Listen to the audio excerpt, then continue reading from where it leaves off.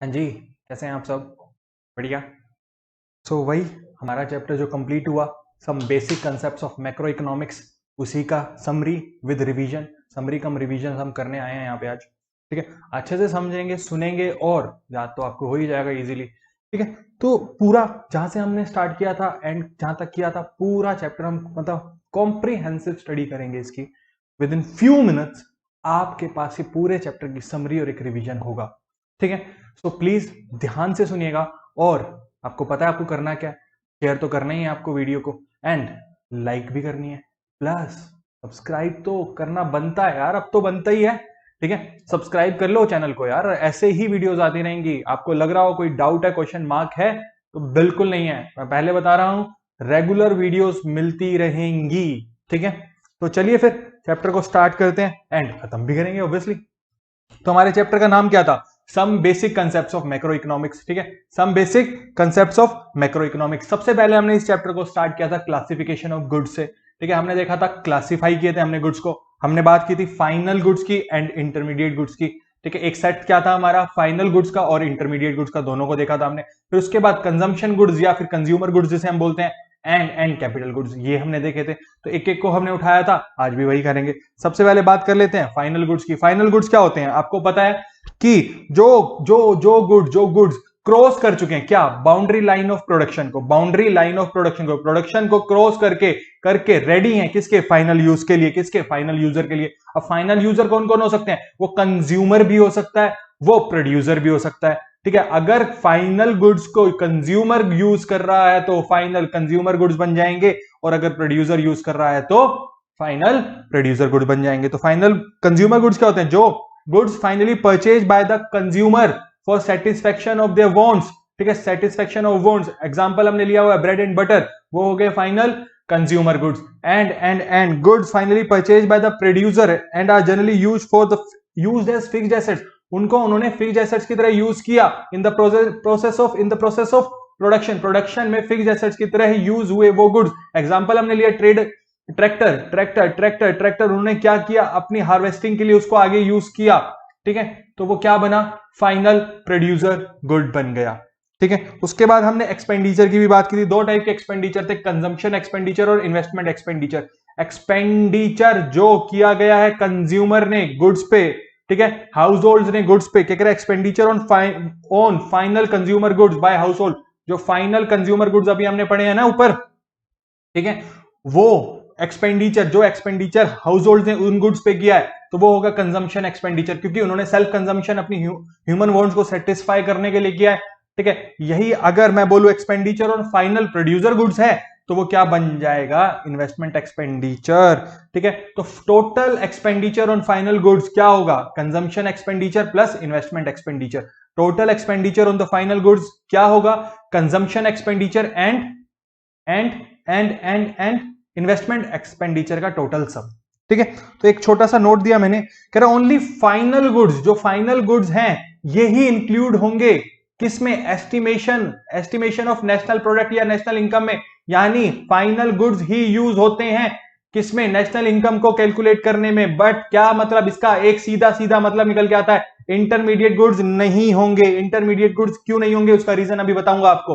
ठीक है, पहले ये तो पढ़ ले कि इंटरमीडिएट गुड्स हैं क्या। इंटरमीडिएट गुड्स हैं वो जिन्होंने अभी क्रॉस नहीं किया है। क्या क्रॉस नहीं किया है, क्या क्रॉस नहीं किया है, line of production, in production line को क्रॉस नहीं किया, यानी बाउंड्री लाइन को क्रॉस नहीं किया, यानी बाउंड्री लाइन ऑफ प्रोडक्शन को क्रॉस नहीं किया। उनमें कुछ वैल्यू एडिशन बाकी है, उनमें कुछ वैल्यू एडिशन बाकी है, value still to be added to these goods.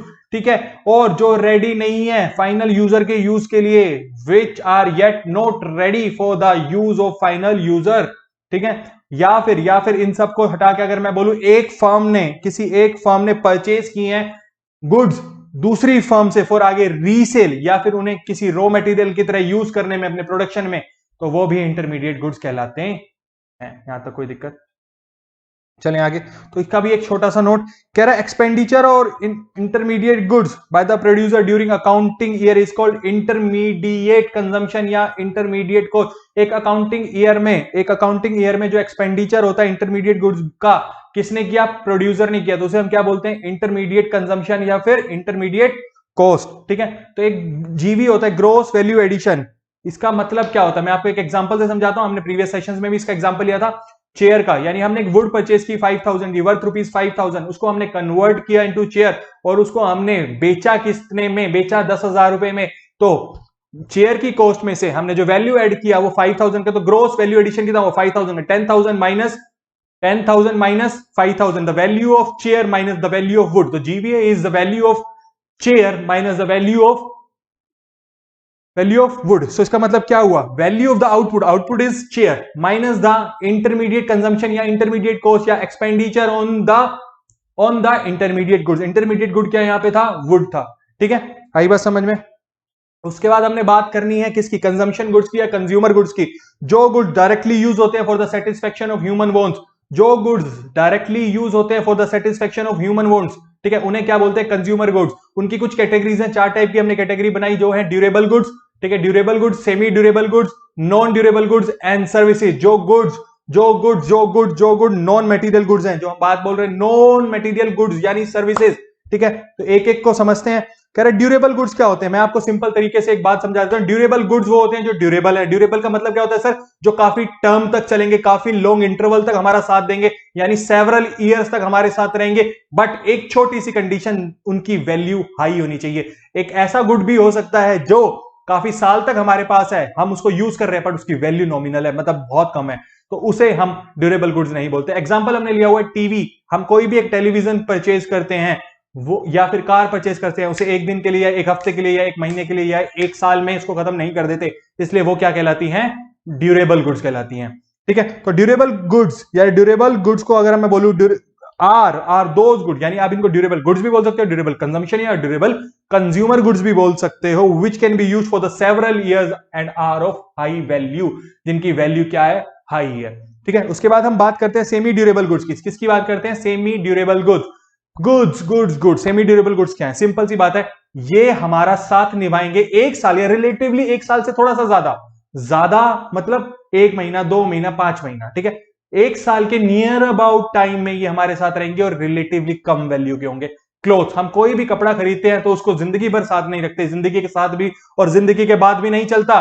ठीक है, हम अपने फैशन के अकॉर्डिंग अपने क्लोथ्स को चेंज करते रहते हैं। क्रोकरीज, किचन में आप क्रोकरीज यूज करते हैं, ठीक है, कभी टूट जाती है, तो क्या होता है वो क्या है, सेमी ड्यूरेबल गुड्स हैं। ठीक है, हम अज्यूम करके चलते हैं इनका साथ हमारे साथ 1 साल के आसपास रहने वाला है। Semi durable goods are those goods which can be used for a period of approximately 1 year और रिलेटिवली या स्लाइटली मोर, दैट्स इट। ठीक है, उसके बाद नॉन ड्यूरेबल गुड्स की बात करते हैं। किसकी बात करते हैं, नॉन ड्यूरेबल गुड्स की, जिसको हम सिंगल एक्ट ऑफ कंजम्पशन में खत्म कर देते हैं। Goods which are used in a single act of consumption. Bread हमने लिया, ब्रेड हमने खा लिया, खत्म, दैट्स इट, वो क्या हुआ, नॉन ड्यूरेबल गुड्स। ठीक है, उसके बाद हम बात करते हैं सर्विसेज की, non material goods which directly satisfy human wants. Let's say मुझे कोई सर्विसेज चाहिए थी, एक चार्टर्ड अकाउंटेंट की, लाइक मी, आपको मेरी सर्विस चाहिए। ठीक है, मैंने आपको सर्विस दी, आपने सर्विस ली, खत्म। ठीक है, वो हो गया क्या, या फिर एक लॉयर की services, these are called services. ठीक है, उसके बाद बात करते हैं हम लोग कैपिटल गुड की। किसकी बात करते हैं, कैपिटल गुड की बात करते हैं। कैपिटल गुड्स क्या है, ये एक फिक्स्ड एसेट्स हैं टू द प्रोड्यूसर। ठीक है, लाइक हमने प्लांट एंड मशीनरी का एग्जांपल लिया हुआ है इसमें, तो ठीक है, अब ये गुड्स, एक प्रोड्यूसर है, इसके बाद मशीनरी है, ठीक है, वो क्या है, कैपिटल गुड्स है। अब ये कैसे आ सकते हैं, या तो हमारे पास जो मशीनरी है उसमें हम कुछ एडिशन कर दें, या फिर हमारी प्रीवियस मशीनरी ऑब्सोलीट हो गई यानी उसको रिप्लेसमेंट की जरूरत है, तो रिप्लेसमेंट ऑफ कैपिटल स्टॉक और एडिशन ऑफ कैपिटल स्टॉक, दोनों हम कैपिटल गुड्स में, कैपिटल स्टॉक में इंक्लूड करके चलते हैं। These goods are used in the process of production, उनको प्रोडक्शन में हम यूज करते हैं for the several years and are of high value. कुछ गुड्स प्रोडक्शन में यूज होते हैं, सेवरल ईयर्स तक भी रहते हैं, बट वो स्टिल कैपिटल गुड्स नहीं होते। एक्सक्लूजन में हमने डाला हुआ है, screws and nails, nut bolts वगैरह हम यूज करते हैं, उनकी वैल्यू कम होती है, इसलिए वो कैपिटल गुड्स नहीं बन सकते। आई बात समझ में।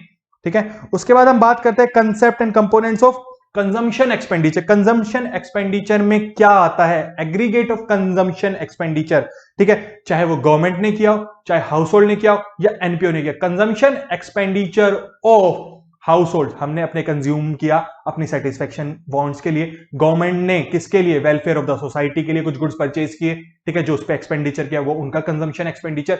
एनपीओ जो एनजीओ, टेम्पल्स, मॉस्क्यूज होते हैं, इन लोगों ने क्या किया, इन्होंने चैरिटी पर्पस के लिए गुड्स को कंज्यूम किया या एक्सपेंडिचर किया, ठीक है, तो एक्सपेंडिचर किया गुड्स के लिए, वो हो गया उनका कंजम्पशन एक्सपेंडिचर। तो कंजम्पशन एक्सपेंडिचर होता है aggregate of all the consumption expenditure whether it is done by the households, government and NPOs, ठीक है।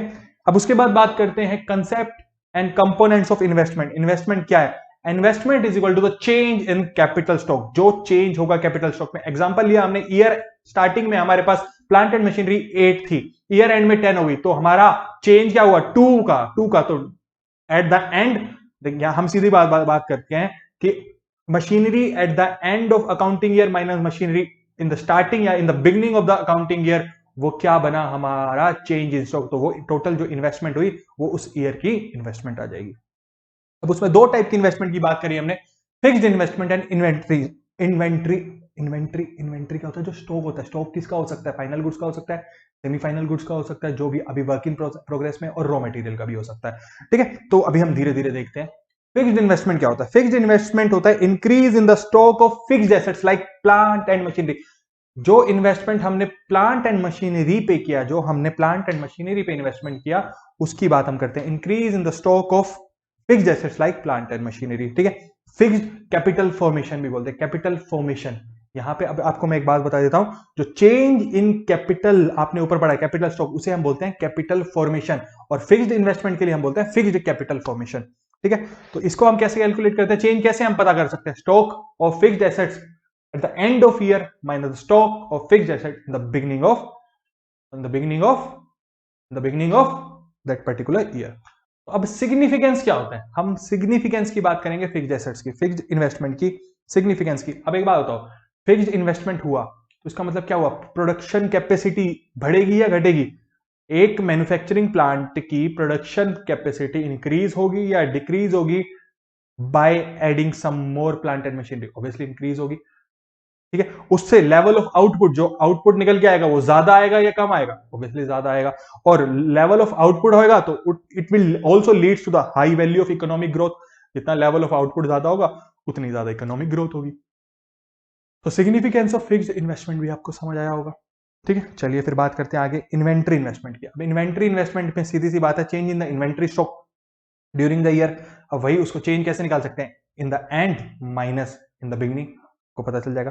अब सिग्निफिकेंस की बात कर लेते हैं।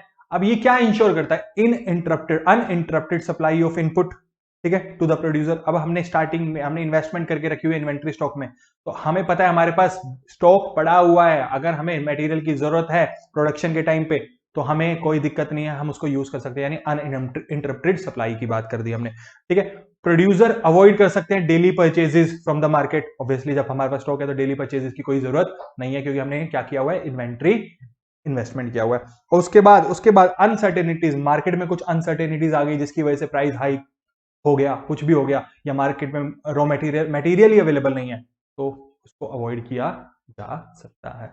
आई बात समझ में, ये इसके सिग्निफिकेंस, ठीक है। उसके बाद 2 टाइप के स्टॉक होते हैं, एक होता है डिजायर्ड इन्वेंट्री स्टॉक, एक होता है अनडिजायर्ड। डिजायर्ड वो जो प्लान्ड इन्वेंट्री स्टॉक होता है, जो प्लान्ड, जिसमें हमें पता है कि जो हमने मेंटेन किया हुआ है stock to meet the market demand, to meet the market की future demand, to meet the future demand, उसके लिए जो हमने स्टॉक को मेंटेन किया, that is called the desired inventory stock. Undesired क्या होता है, जो अनप्लान्ड स्टॉक होता है, अनप्लान्ड, ठीक है, ये अराइज होता है because of the demand of the product turns, ठीक है, out to be lower than expected. Demand कम होगी, जो हमने एक्सपेक्ट की थी उतनी डिमांड नहीं रही, डिमांड कम हो गई है मार्केट में, ठीक है। और अनप्लान्ड जो इन्वेंट्री स्टॉक होता है उसकी वजह से लॉसेज होते हैं, हमें लॉसेज होते हैं, वेयर हाउस लॉसेज होते हैं, हमें मेंटेनेंस कॉस्ट पे करने पड़ते हैं। There are so many things which leads to the losses due to this unplanned inventory stock, ठीक है। आई बात समझ में, पक्का नॉर्मल स्पीड है, कोई बहुत ज्यादा नहीं है और बिल्कुल कम नहीं है, ये मैं मानता हूं, ठीक है। तो अब बात करते हैं gross investment, net investment and depreciation की। ग्रॉस इन्वेस्टमेंट क्या होता है, कह रहा है total production of capital goods during the year is called the gross investment, ठीक है। उसमें कैपिटल गुड्स फॉर रिप्लेसमेंट या फिर नेट एडिशन भी हुआ। बट एक बात बता देता हूं, कैपिटल गुड्स जो हमने रिप्लेसमेंट के लिए किया था which leads to depreciation as well, ठीक है। और जो नेट एडिशन होता है वो नेट इन्वेस्टमेंट होता है। तो ग्रॉस इन्वेस्टमेंट को अगर मैं बोल दूं net investment plus depreciation, net investment plus depreciation, या अगर मैं बोल दूं नेट इन्वेस्टमेंट क्या है, ग्रॉस इन्वेस्टमेंट माइनस डेप्रिसिएशन, ठीक है। तो नेट इन्वेस्टमेंट का सिग्निफिकेंस क्या है? अब इन्वेस्टमेंट, नेट इन्वेस्टमेंट की बात कर रहे हैं तो क्या कर रहा है, ये रेज करता है capital stock in the economy. Higher the capital stock, ठीक है, higher the stock of capital increases the availability of capital per unit of labour. अब कैपिटल यानी मशीनरी लोगों के पास पर कैपिटल जो पर यूनिट ऑफ लेबर है उसके पास अवेलेबल होगा, आइडल टाइम कम हो जाएगा, हमने पहले भी बात की थी, एफिशिएंसी इंक्रीज हो जाएगी लेबर की, ठीक है। जनरेट एम्प्लॉयमेंट अपॉर्चुनिटीज होती हैं, अब ज्यादा हमारे पास ज्यादा मशीनरीज हैं तो हम ज्यादा लेबर को हायर कर सकते हैं, तो हम एम्प्लॉयमेंट भी प्रोवाइड कर रहे हैं ज्यादा, ठीक है। अब प्रोडक्शन कैपेसिटी भी इंक्रीज हो जाती है, प्रोडक्शन कैपेसिटी इंक्रीज होगी तो जिसकी वजह से हमारा जीडीपी भी इंक्रीज करेगा, राइज करेगा। आई बात समझ में? डेप्रिसिएशन क्या होता है? Loss in the value of fixed asset को हम क्या बोलते हैं? डेप्रिसिएशन बोलते हैं, चाहे वो किसकी वजह से हुआ, normal wear and tear, normal जो हम इसको यूज करते हैं उसकी वजह से हुआ, या एक्सीडेंटल डैमेजेस हो गए, या एक्सपेक्टेड ऑब्सोलेंस हो गया, यानी हमें पता था ये होना ही है, ठीक है। तो उसके लिए एक डेप्रिसिएशन रिजर्व फंड भी बनाया जाता है बाय द प्रोड्यूसर। क्या बनता है? Depreciation reserve fund. तो fund to replace the worn out fixed asset, जो अब हमारे लिए यूजलेस हो चुके हैं फिक्स्ड एसेट्स, उनको रिप्लेस करने के लिए एक फंड बनाया जाता है जिसे हम बोलते हैं डेप्रिसिएशन रिजर्व फंड, जो फुलफिल करता है the need of replacement of that investment, ठीक है। Needs to fulfil for replacement investment. अब रिप्लेसमेंट इन्वेस्टमेंट क्या है? जो हमें एसेट को रिप्लेस करने के लिए इन्वेस्ट करना है वो हमारे पास फंड में पड़ा है, अदरवाइज अगर ये नहीं पड़ा होता तो हम रिप्लेस नहीं कर पाते, रिप्लेस नहीं कर पाते तो आउटपुट लो हो जाता हमारा, जिसकी वजह से एम्प्लॉयमेंट कम हो जाता, जीडीपी कम हो जाता। तो देख रहे हो क्या सर्कल चल रहा है, ठीक है। तो सब इंटर रिलेटेड है, ठीक है। अब दो टाइप के ऑब्सोलेंस होते हैं, वो होता है एक्सपेक्टेड और अनएक्सपेक्टेड। एक्सपेक्टेड होता है fall in the value of that किसका value of that particular fixed asset due to the change in the technology and demand. वो हो गया एक्सपेक्टेड, हमें पता है टेक्नोलॉजी चेंज होगी, ठीक है, तो हमें पता है हमारे वैल्यू गिर जाएगी हमारे एसेट्स की, फिक्स्ड एसेट्स की, मशीनरी की, ठीक है। हम पहले ब्लैक एंड व्हाइट टीवी बनते थे, फिर एलसीडी आए, फिर एलईडी आया, अब ओएलईडी आ गए, and there are so many things. तो टेक्नोलॉजी चेंज हो रही है तो उसके अकॉर्डिंग जो हमारी मशीनरी थी उन प्रोडक्ट को बनाने के लिए वो भी चेंज होगी। तो डिमांड की वजह से भी हो सकता है और टेक्नोलॉजी की वजह से भी हो सकता है। बट अनएक्सपेक्टेड होता है जो fall in the value of that fixed asset due to the natural calamities. कुछ ऐसा हो गया, अर्थक्वेक आ गया, फायर लग गई, जिसकी वजह से हमारा नुकसान हो गया, ऑब्सोलेंस हो गया, हमारी मशीनरी ऑब्सोलीट हो गई, ठीक है। जो एक्सपेक्टेड होता है ना, एक्सपेक्टेड ऑब्सोलेंस होता है, वो पार्ट होता है डेप्रिसिएशन का, बट अनएक्सपेक्टेड डेप्रिसिएशन का पार्ट नहीं होता है, ठीक है। हम एक्सपेक्टेड को मैनेज करते हैं through reserve fund, depreciation reserve fund, but उसको इंश्योरेंस के, अनएक्सपेक्टेड को हम मैनेज करते हैं थ्रू इंश्योरेंस। आई बात समझ में? पक्का? चलिए फिर आगे चल रहे हैं। उसके बाद हमने बात की थी लास्ट लेक्चर में, लास्ट सेशन में हमने इस चैप्टर की बात की थी, क्या था वो? Stocks and flow. स्टॉक्स क्या होता है? कह रहा है quantity measured at a particular time. At a particular time हमने बात की थी, उसको हम बोलते हैं, मेरे बैंक अकाउंट में आज 1 जनवरी 2021 को 20,000 रुपए पड़े हैं, दैट इज स्टॉक। बट अगर मैं बोलूं मेरे पास जो, चलो मैं फ्लो की बात करता हूं, क्वांटिटी मेजर्ड, ठीक है, over a specified period of time, मतलब एक पीरियड ऑफ टाइम में मैंने एक वीकली किया, ठीक है, या फिर मंथली किया, या फिर ईयरली किया, कुछ भी मेजर किया क्वांटिटी को, वो क्या हुआ? मेरा फ्लो बन गया, ठीक है। 4 टाइप की इकोनॉमी होती है, हम बात करें 4 सेक्टर्स की, हाउस होल्ड की, प्रोड्यूसर की, गवर्नमेंट की एंड एक्सटर्नल। तो हाउस होल्ड क्या है? जो consumer of goods and services है, और इन्हीं को बोला जाता है owner of factors of production. अब प्रोड्यूसर सेक्टर जो फैक्टर सर्विसेज लेता है वो हाउस होल्ड से ही लेता है। तो प्रोड्यूसर सेक्टर कौन सा होता है? फॉर जो प्रोडक्शन करता है गुड्स एंड सर्विसेज की, फर्म्स जो हायर करती हैं, परचेज करती हैं factor services from household, ठीक है। उसके बाद government as a welfare agency भी काम करती है और एज ए प्रोड्यूसर भी काम करती है, गवर्नमेंट प्रोड्यूस भी करती है, और welfare agency as a to maintain the law and order in the economy, ठीक है। एक्सटर्नल सेक्टर, इसमें क्या होता है? वो एक्टिविटीज जो एक्सपोर्ट इंपोर्ट ऑफ गुड्स से रिलेटेड होती हैं, या फिर हम बात करते हैं flow of capital between domestic and the rest of the world. Domestic economy और रेस्ट ऑफ वर्ल्ड में जो फ्लो होता है कैपिटल का, उसे हम बात करते हैं एक्सटर्नल सेक्टर में, ठीक है। उसके बाद हमने बात की थी इंटरसेक्टोरल फ्लोज, ठीक है। ईच सेक्टर एक दूसरे पे, हर सेक्टर एक दूसरे पे डिपेंड है। जैसे हाउस होल्ड डिपेंड है प्रोड्यूसर पे, हाउस होल्ड डिपेंड क्यों है प्रोड्यूसर पे? For goods and services. Producer house hold पे क्यों डिपेंड है? For the factor services. Government in दोनों पे क्यों है? गवर्नमेंट एज ए प्रोड्यूसर भी काम करती है तो उसको भी वो प्रोडक्शन के लिए फैक्टर्स चाहिए होंगे, प्लस गुड्स ऑफ सर्विस किसको देगी, ठीक है, और उनसे लेने के लिए भी।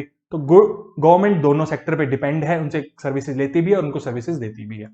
ठीक है, तो अब एक बात बताओ, flow of goods and services होगा तो उसे हम बोलते हैं रियल फ्लो, और फ्लो ऑफ मनी होगा तो उसे हम बोलते हैं मनी फ्लो। ठीक है, ऐसे ही कंसेप्ट आया था सर्कुलर फ्लो ऑफ इनकम की प्रोडक्शन से। अब आपको मैं बता दूं कि एक सर्कुलर फ्लो ऑफ इनकम होता है, हमने प्रोड्यूस किया, उससे हम जनरेट करते हैं इनकम और फिर हम उसको एक्सपेंडिचर में कन्वर्ट करते हैं। ठीक है, तो वही है क्या है, सबसे पहले production of goods and services, उसके बाद उससे जनरेट की हमने क्या इनकम, उसके बाद एक्सपेंस किया, तो ये क्या है, एक सर्कुलर फ्लो ऑफ इनकम है, ऐसे ही चलती है।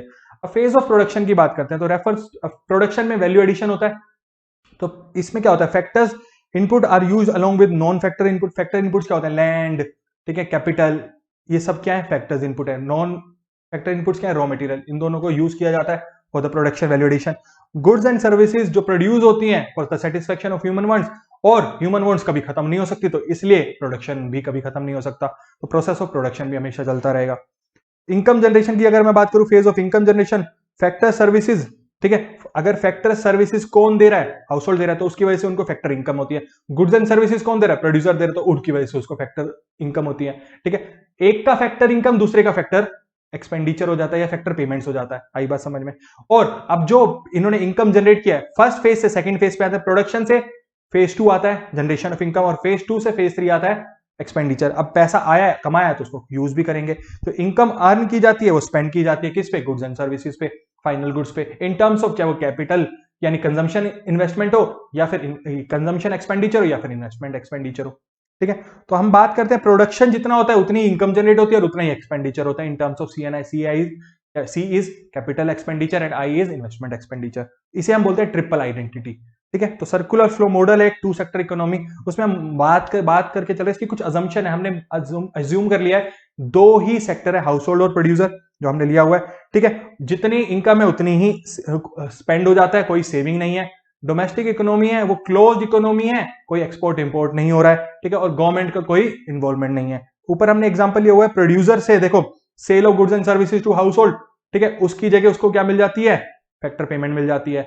ठीक है, और हाउस होल्ड क्या करते हैं, एक्सपेंडिचर करते हैं for goods and services, but साथ में सेल ऑफ फैक्टर सर्विसेज भी देते हैं। तो एक ये क्या चल रहा है, ट्रिपल आइडेंटिटी वाला सीन चलता है। ठीक है, और उसके बाद लास्ट हम बात करते हैं सिग्निफिकेंस। इसका सिग्निफिकेंस क्या है, सर्कुलर फ्लो ऑफ मॉडल का, सर्कुलर फ्लो मॉडल का ये हेल्प करता है हमें एस्टिमेशन ऑफ नेशनल इनकम। हम इसे नेशनल इनकम एज्यूम करके चलते हैं, एज्यूम क्या, एस्टिमेट करके चलते हैं कि किसने कितना कमाया। अब इन टर्म्स ऑफ अगर फैक्टर सर्विसेज की बात करें तो लैंड के लिए हमने रेंट दिया, ठीक है, लेबर के लिए वेजेस दी, कैपिटल के लिए इंटरेस्ट दिया, एंटरप्रेन्योर को प्रॉफिट दिया, इसी से हम क्या निकालते हैं, नेशनल इनकम निकालते हैं। और इसी से हमें इंटरडिपेंडेंस का पता चलता है, इंटरसेक्टोरल, कि हर सेक्टर एक दूसरे पे कैसे इंटरडिपेंडेंट है।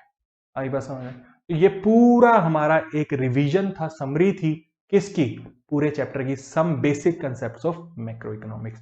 ठीक है, तो आपको इसको अच्छे से समझना है, रिवाइज करना है बार बार, ताकि आपकी अंडरस्टैंडिंग स्ट्रांग हो, आपको याद हो और आप एग्जाम्स को अच्छे से फेस भी कर पाए। आई बात समझ में। तो चलिए फिर मिलते हैं आपसे दोबारा। Bye bye, take care and please, आपको वो पता है ना क्या करना है, आपको पता है ना क्या करना है, बेल आइकन को प्रेस करना है, वीडियो को लाइक करना है, शेयर भी करना है टू द फ्रेंड्स, ताकि वो भी इसको यूज कर सके, समझ सके और हमें मोटिवेट कर सके। जितना आप हमें मोटिवेट करेंगे उतना हम आपको मोटिवेट करेंगे और बहुत अच्छी चीजें लेके आते रहेंगे आपके लिए। ठीक है, तो चलिए फिर बाय।